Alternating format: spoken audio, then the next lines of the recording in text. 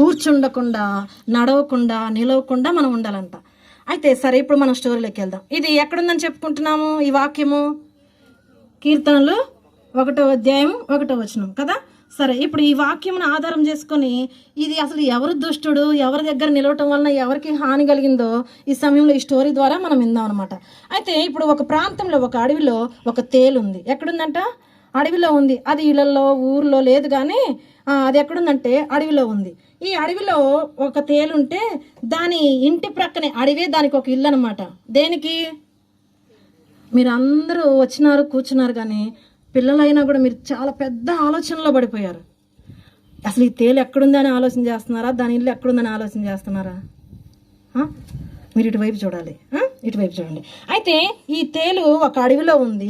ఈ అడవిలో ఉండి ఆ అడవినే ఒక ఇల్లుగా చేసుకుని ఉందనమాట.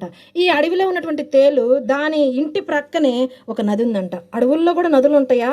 కొన్ని కాలువల్లాగా, కొన్ని ఏరులాగా, కొన్ని నదుల్లాగా ఒక్కొక్క ప్రాంతంలో కనబడతా ఉంటాయి. అట్లానే చూసుకుంటే బైబిల్లో కూడా ఒక పెద్ద సముద్రం ఉంది. సముద్రం పక్కనే అడవి ఉంది. అడవి లేదా పెద్ద కొండ ఉంది. ఆ సముద్రం పేరేం పేరో తెలుసా మీకు ఎవరికైనా? నిర్గమకాండంలో ఉంది.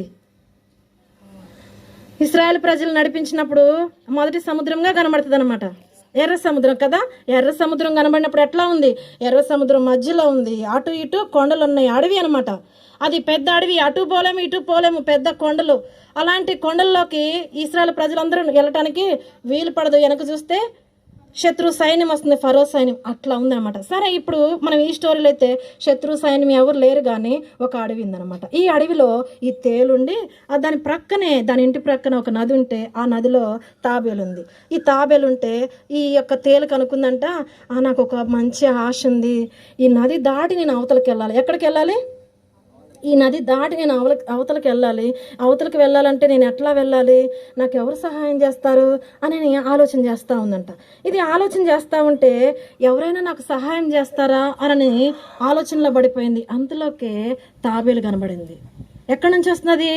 నదిలో నుంచి వస్తూ ఉంది. ఒడ్డుకు రాగానే తాబేలుకి, ఆ తాబేలుని ఎవరు చూశారంట?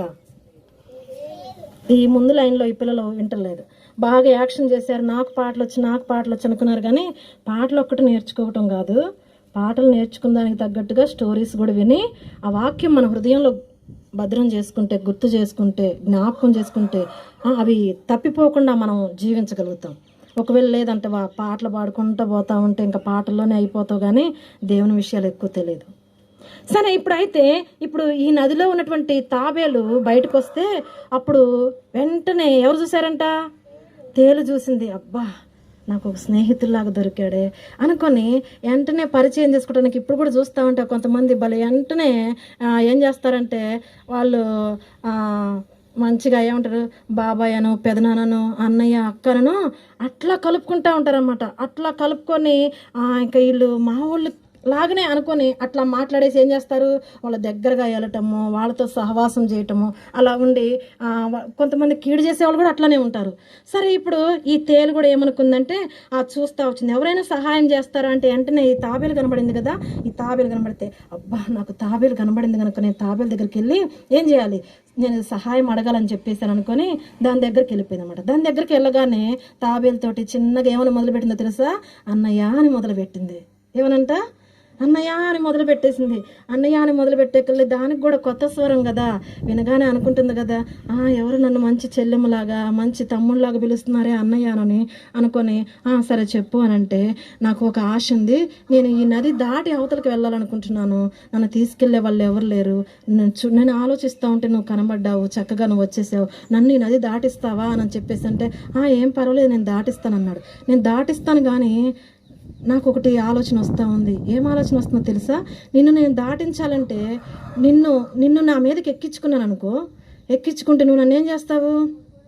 కొద్ది సమయంలో కుట్టేసావా, నేనేమైపోతాను? చచ్చిపోతాను. నేను చనిపోతాను కదా. నేను చనిపోతే ఎట్లా? నన్ను చంపాలనుకుంటున్నావా అంటే, లేదన్నయ్య, నేను నిన్ను ఎట్లా చంపుతాను? నువ్వు నా మంచి ఫ్రెండు కదా, నేను చంపను, కానీ నువ్వు నన్ను ఖచ్చితంగా అక్కడికి దాటించాలా. అసలు నిన్ను చంపాననుకో, నిన్ను చంపితే నేను కూడా ఏమవుతాను? నేను కూడా చచ్చిపోతాను కదా. ఎట్లా చచ్చిపోతాను? నీళ్ళల్లో పడి మునిగిపోయాను అనుకో, ఇక చనిపోతాను.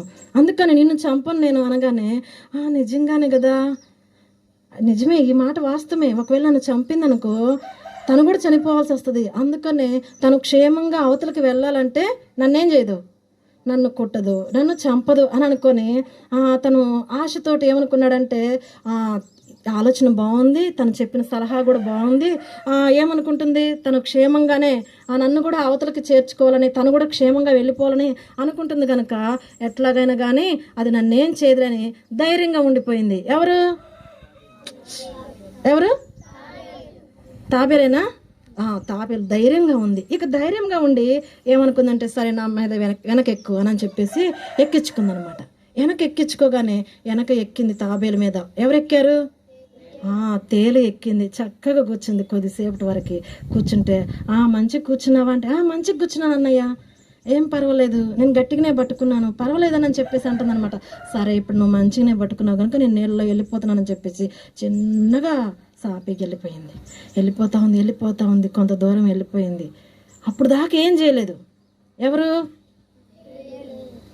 మీరు రోడ్డుకి వెళ్ళి చూడకూడదు. నేను అనుకున్నాను ఫస్టే ఇటువైపు పెడదాం అనుకున్నాను, మర్చిపోయాను. మీరు అటువైపు చూడకూడదు నాన్న. అయితే ఇప్పుడు ఏమనుకుందంటే ఇప్పుడు వరకు నన్ను ఏం చేయలేదు కదా, బాగానే ఉంది మా ప్రయాణం అనుకుంది. ఇక తర్వాత కొంత దూరం పోయిన తర్వాత సైలెంట్గా ఉన్నట్టే ఉండి తేలేం చేసింది తెలుసా? చిటుక్కమని వేసేసింది. తాబేలుని టక్కుమని వేసేసింది అనమాట. టక్కుమని వేసేకలే, నువ్వేమన్నావు ఫస్ట్?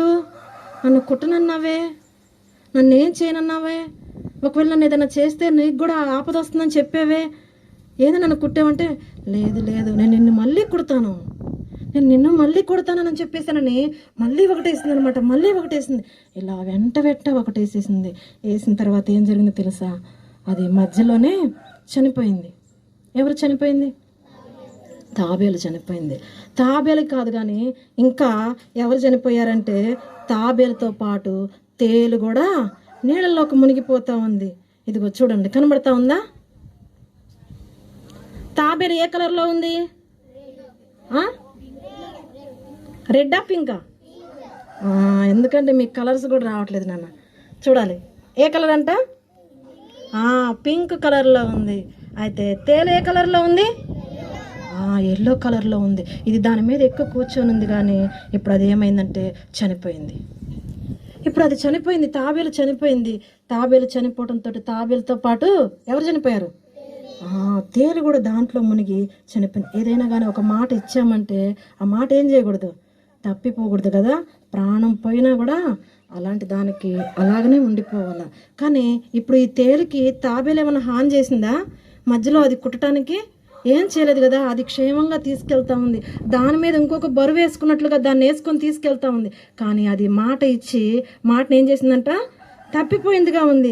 అయితే ఇలాంటి మూర్ఖత్వంతో, ఇలాంటి మాట విననటువంటి స్వభావంతో, అలాంటి దురుద్దేశంతో ఉన్నటువంటి వాళ్ళు, అలాంటి మొండితనంతో, అలాంటి చెడ్డ మాటలు పలికే వాళ్ళు, అలాంటి చెడ్డ స్నేహితులతో ఏం చేయకూడదు, స్నేహం చేయకూడదు. దీని గురించి మనం ఇలాంటి విషయాన్ని నేర్చుకుందాం. అయితే తేలే ఏమన్నదంటే నేను ఎంతైనా కుట్టను నిన్ను అని ఎంతైనా కుట్టనని ఎలాగన్నదో అంత గుట్టిందనమాట. చాలామంది ఫ్రెండ్స్ ఈ దినాల్లో కూడా ఏం చేస్తారు తెలుసా? అరే నేను నిన్నేం చేయనురా, అబ్బా నిన్నేం చేయను, అబ్బా గర్ల్స్ ఇదే అంటారు కదా, అబ్బా నిన్నేం చేయను, నువ్వు నాతో రా. అయినా నేను చూసినట్లు నిన్ను చూడమంటున్నానా ఏంది? సినిమాలు నేను చేసినట్టు ఎంజాయ్ చేయమంటున్నానా ఏంటి? నిన్ను అలాంటి ఏం నేర్చుకోమని చెప్పట్లేదు కదా. ఏం పర్లేదు, కొంచెం నాతో అక్కడ దాకా రాలే అని అలా తీసుకెళ్తూ ఉంటారు బయటికి.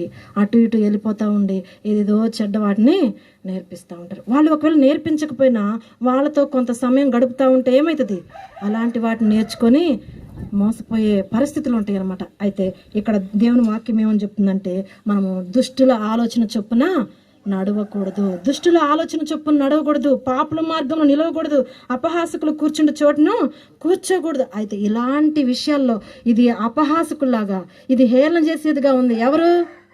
తేలు కదా. ఇప్పుడు తర్వాత ఏమంటుంది?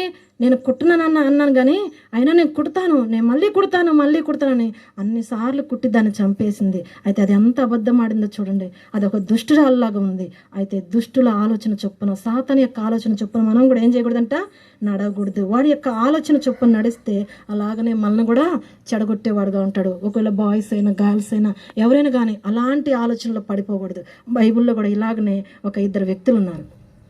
ఇద్దరు వ్యక్తులు ఎవరున్నారంటే దావీదు ఉన్నాడు అనమాట. దావీదు మంచి స్నేహితుడు లాంటి వాడు, ప్రాణమైన ఇచ్చేవాడు. అలాంటి మంచి స్నేహితుడైతే దావీదుకు ఒక వ్యక్తి తన దగ్గరకు తీసుకుంటాడు. తన ప్రాణాన్ని కాపాడాడు దావీదు కూడా. ఎవరో తెలుసా? సౌలు. ఎవరంట? సౌలుకి పిచ్చెక్కిపోయింది, సైతాన్ పట్టింది.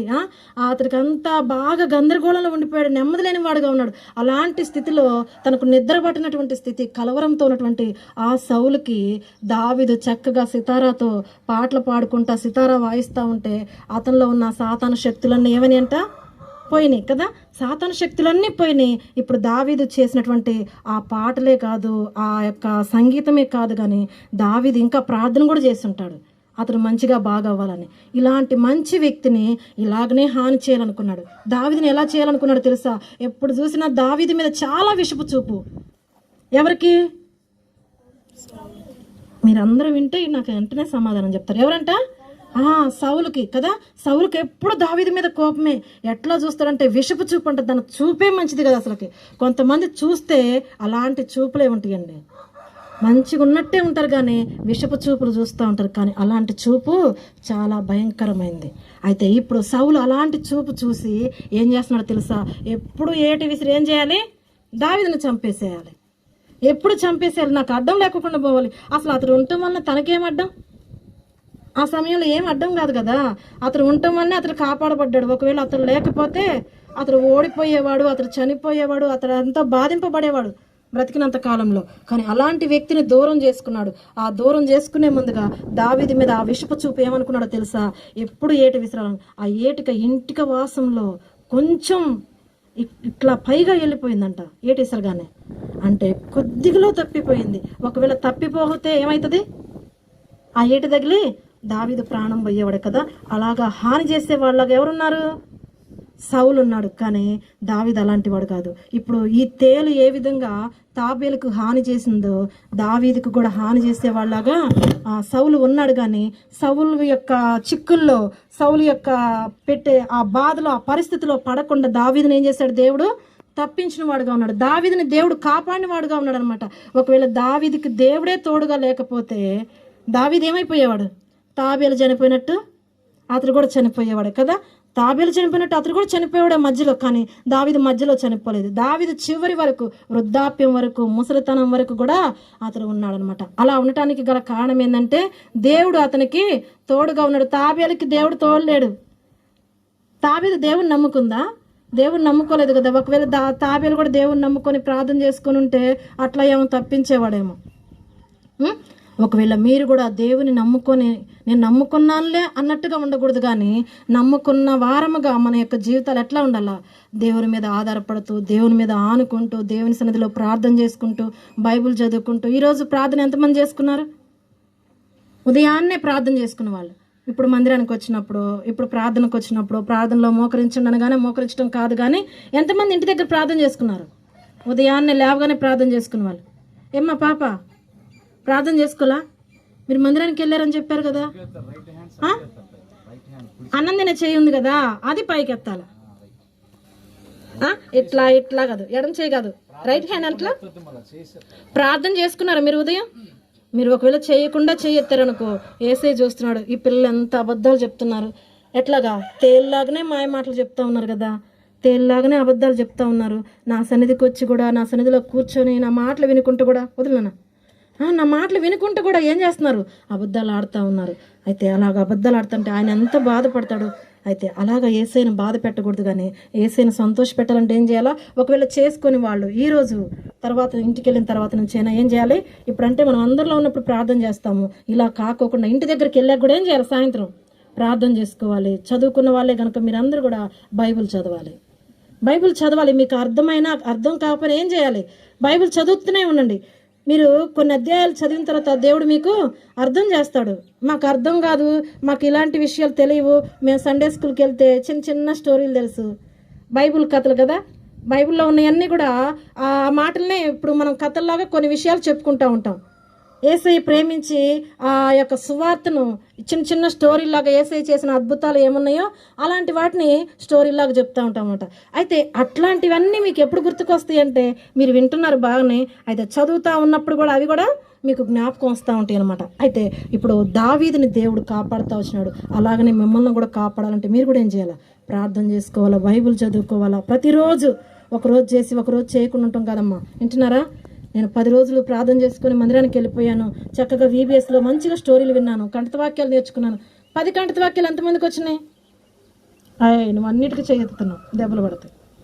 వచ్చా 10? రెండోది చెప్పు. సర్లే, ఒకటి చెప్పు మరి, ఫస్ట్ది. మరి తప్పు నీకు చెప్తుంటే నీకు అర్థం కావట్లేదు కదా. 10 ఎంతమంది నేర్చుకున్నారు? 5 ఎంతమంది నేర్చుకున్నారు? 5. మీరు అందరూ VBSకి వచ్చారు కదా, అందరూ VBSకి వచ్చి 5 కూడా నేర్చుకోలేదా? 5 నేర్చుకున్నావా? 1 ఎంతమందికి వచ్చినాయి? బాయ్స్ సిగ్గుసేట్రా నాన్న, మీరు వెనకాల ఉన్నారు కానీ. ఏ క్లాస్ మీరు? వెనకున్న వాళ్ళందరూ ఆరాధ్య, ఆదిత్య